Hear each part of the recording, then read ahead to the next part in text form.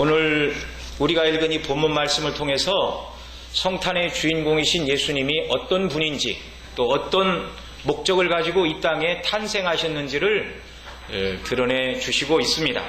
바로 아기로우신 예수님의 이름 속에 예수님이 어떤 분인가, 또 어떤 목적을 위하여 이 땅에 오셨는가, 이걸 설명해 주시고 있는데, 이미 알고 계신 분들은 다시 한번 생각을 하고, 또 처음 듣는 분들은 과연 성탄절이 뭐고 예수님이 누구고 왜 교회에 나가야 되는가, 그 이유에 대해서 한번 생각을 하는 시간이 될 수 있기를 바랍니다. 먼저 우리가 읽은 대로 23절에 보면 오늘 말씀의 제목처럼 임마누엘이라는 단어가 나오는데요. 자, 우리 어린이들도 여기 보시고 한번 따라해 봅시다. 임마누엘. 혹시 임마누엘 뜻이 뭔가 아시나요? 네, 그렇습니다. 네, 저렇게 대답을 잘하면 부모님들이 자녀 키운 보람이 있겠죠. 네, 우리와 함께 하시는 하나님, 하나님이 우리와 함께 하시다. 그게 이 임마누엘의 뜻이죠. 예, 정말 하나님의 능력으로 지음을 받은 인생, 곧 피조물이죠. 피조물인 인생이 창조주 하나님과 함께 하는 것, 이거보다 더 복되고 영광스러운 상태는 없는 줄 믿으시기 바랍니다. 네. 여러분, 아담과 하와가 바로 처음 지음을 받고 에덴 동산에서 임마누엘의 복을 누리며 살았습니다. 창세기 3장 8절에 보면 그들이 날이 서늘할 때 동산에 거니시는 여호와 하나님의 음성을 듣고, 그렇게 말하는데요. 범죄하기 전에는 하나님과 더불어 이야기하며 하나님과 더불어 교통하는 말 그대로 낙원이었습니다. 죄가 하나도 없고 완전히 의롭고 영광스러운 나라였죠. 그런데 어느 날 죄가 들어오자 어떻게 되었습니까? 그들이 하나님의 음성을 듣고 아담과 그 아내가 여호와 하나님의 낯을 피하여 동산 나무 사이에 숨게 되었습니다.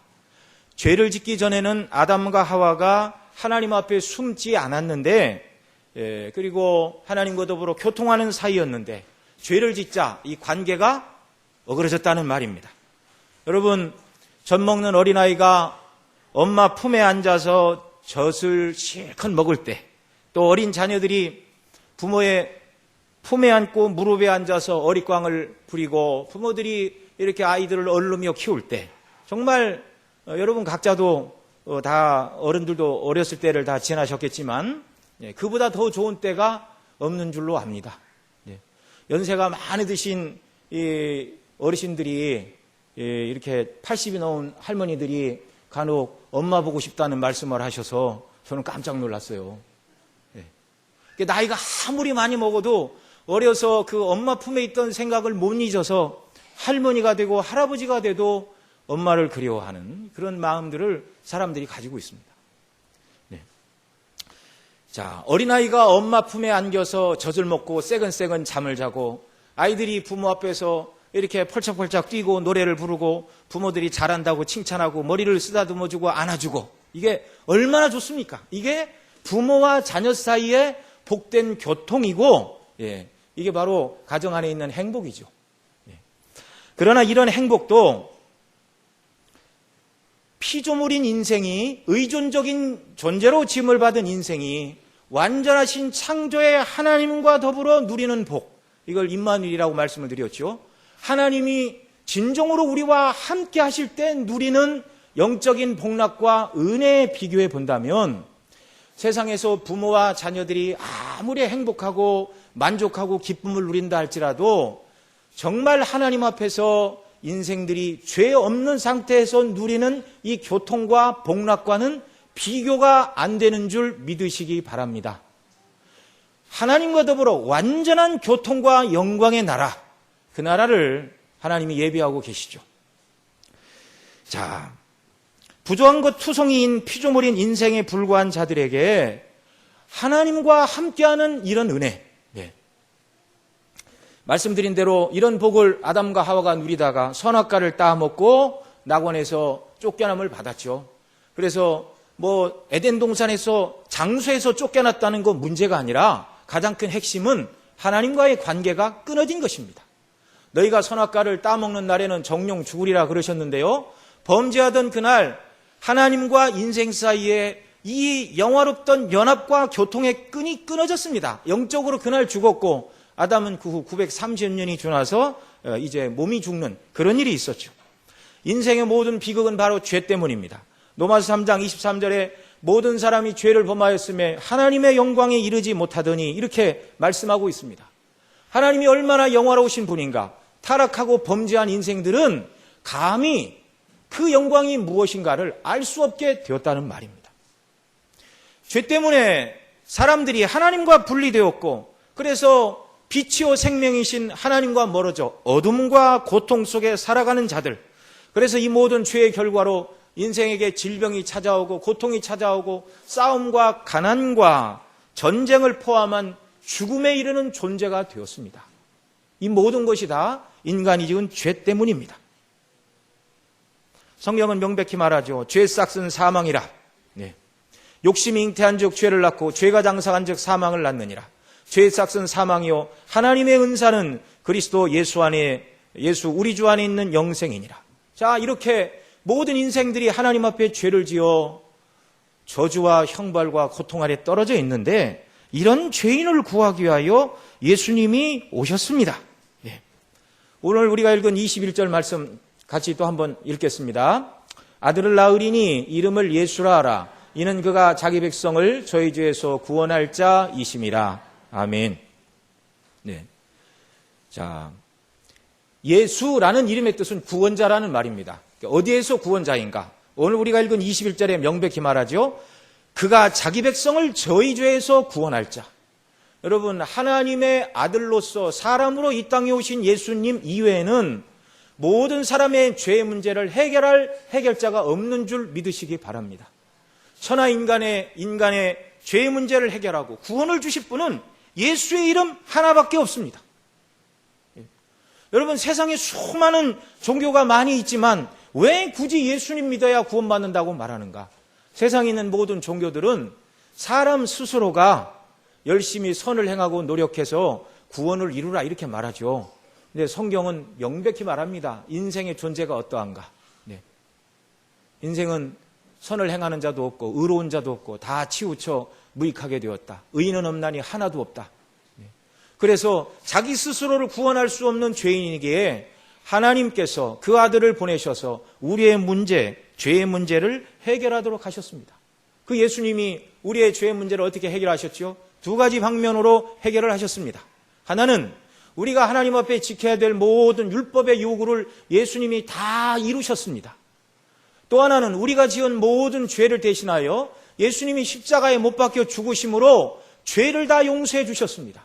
그래서 지은 죄가 사함받고 우리가 하나님 앞에 지켜야 될 율법의 요구가 예수님 안에서 다 이루어져 누구든지 그 예수님 믿기만 하면 죄 사함받고 하나님의 자녀가 된다는 말이죠. 이 일을 위해서 오신 하나님의 아들의 이름이 예수입니다. 우리를 죄에서 구원하신 분.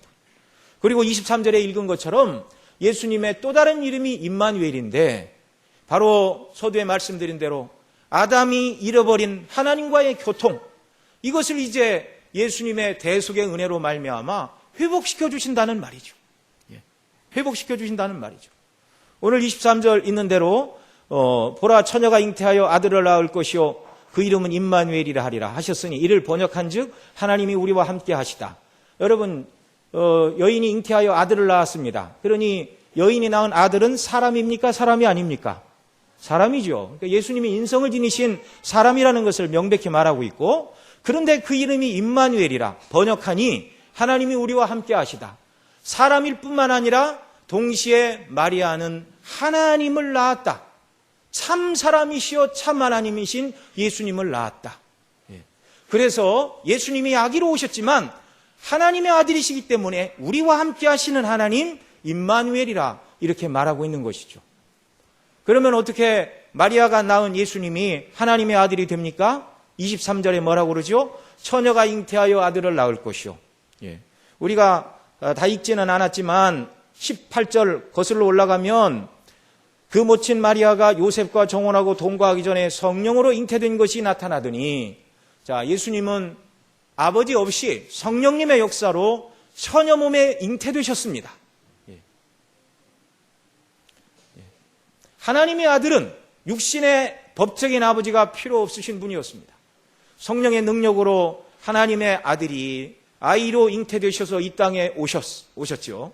자, 왜 여인의 후손인가? 우리가 수없이 목사님을 통해서 들었죠.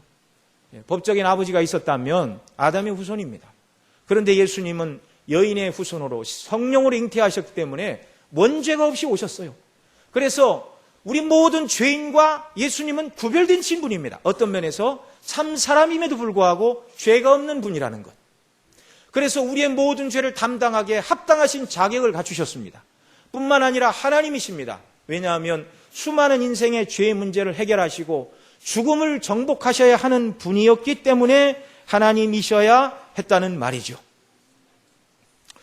이것을 칼빈은 이렇게 설명합니다. 인성을 죽음에 내어주시고 신성의 권능으로 죽음과 싸워 승리함으로 죄를 대속하셔야만 했다. 더욱이 그리스도의 인성은 우리가 하나님의 아들과 교제한다는 보증이 된다.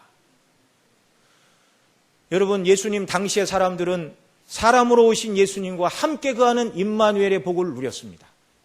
예수님이 승천하신 다음에 저희들은 임마누엘의 복을 누립니까? 못 누립니까? 현재적으로도 누리고 있죠. 왜냐하면 예수님이 승천하신 다음에 성령을 선물로 우리에게 보내주셨어요. 예수님 믿는 자 심령 속에 성령이 내주하십니다.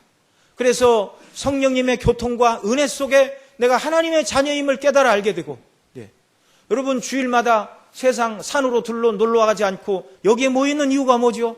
우리를 구원해 주신 은혜가 감사하여 하나님 예배하고 섬기기 위하여 저와 여러분이 매주 기쁨으로 함께 모여 예배드리는 줄 믿습니다. 생명의 구원을 받았으니 할 수만 있으면 매일 모이면 더 좋겠지요. 그러나 세상에서 먹고도 살아야 되니까 6일 동안은 열심히 일하고 우리는 주일이 그렇게 기다려지고 소망이 되는 것입니다.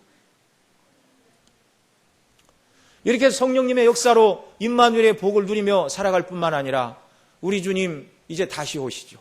이 구원을 이루기 위하여 오신 예수님이 승천하셨고 다시 오십니다.